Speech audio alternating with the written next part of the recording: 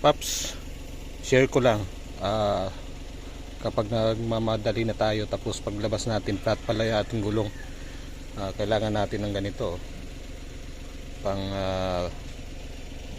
pahangin ng ating gulong, pang emergency. Yan, yan, lagay natin yan dito, tapos paandarin na lang natin, portable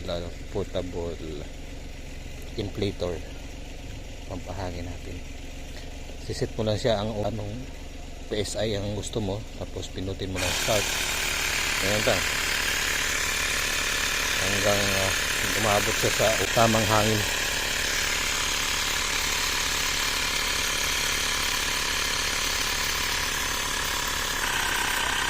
Automatic yun kapag umabot sa 30. Temporary lang na hangin natin para makapaburikit tayo sa labas. Then, stop na siya.